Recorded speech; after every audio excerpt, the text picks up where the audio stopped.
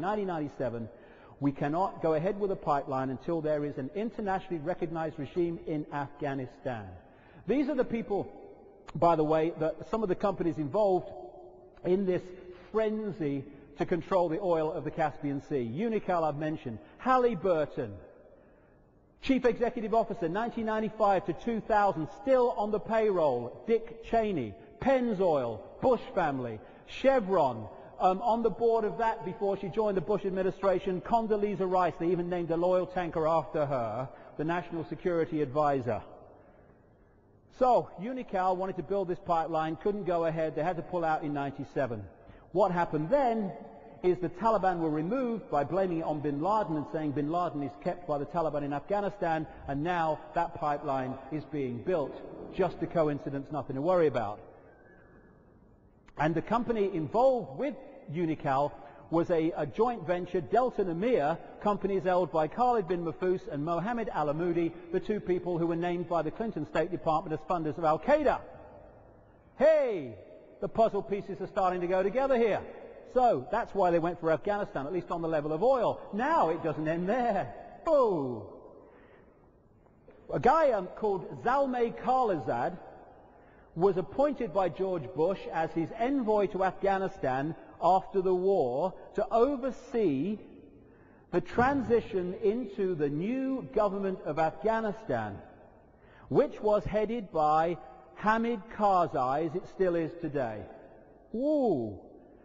Zalmay Khalilzad, chief advisor to Unocal on the pipeline project. Hamid Karzai, advisor to Unocal on the pipeline project. Hey, this is the movie.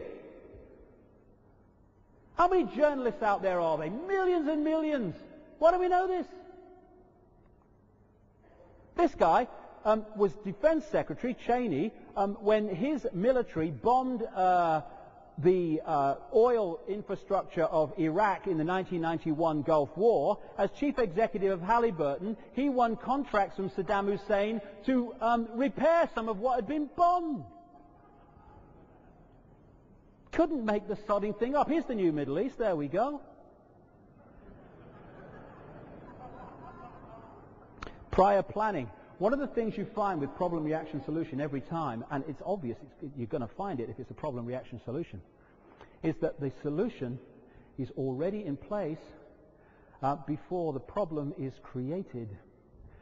This is funny enough, I just put this up because this was an advert for fridges by General Electric about a year before 9/11, which was kind of prophetic. But anyway, there's a guy called Niyaz Naik. He was a former Pakistan foreign minister who said that immediately after 9/11 that he'd attended a meeting in Berlin in the summer of 2001, just in a few months before 9/11, at which American officials had told him they intended to invade Afghanistan before the snows came in mid-October to remove the Taliban and get bin Laden. And he said a number of things about how they intended to do it and all the rest of it. Virtually everything Niyaz Naik says he was told in the summer of 2001 and said immediately after 9/11, before there's any mention of invading Afghanistan, he'd been told. Virtually everything unfolded in the months that followed. He was told, for instance, that this guy was going to be involved in the new government. Zahir Shah, the exiled king of Afghanistan, exiled in Rome. As a result of Karzai becoming leader, who was his representative, he's now ensconced back in the presidential palace in Kabul, exactly as Niyaz Naik was told. Interestingly, the British forces that took part in the invasion of Afghanistan did not leave Britain after September the 11th. They left on September the 3rd. The biggest military force, naval force, to leave these shores since the Falklands War left Portsmouth on September the 3rd. So by the time those planes hit those buildings, they were closing in on Oman, their destination, for exercises, exactly the place they needed to be to join in the invasion of Afghanistan, which was planned long before. So you have Karzai put into place, he comes into the presidential palace, and this is how it's possible to do it. by having this pyramid structure. You have over here, I've said Islamic terrorist network created the hijackers. That's just the official story. But I'm just saying, let's just talk about the way that could happen. Over there, you have Illuminati networks that are involved in these terrorist groups. Over here, you have Illuminati networks, pyramids that control the United States government, the British government, and the FBI, CIA. But eventually, there's a pyramid that encompasses both. And at that level of the pyramid, that level of the network, they can control both sides. They can control what happens and the non-response to what happens. It's the pyramid structure.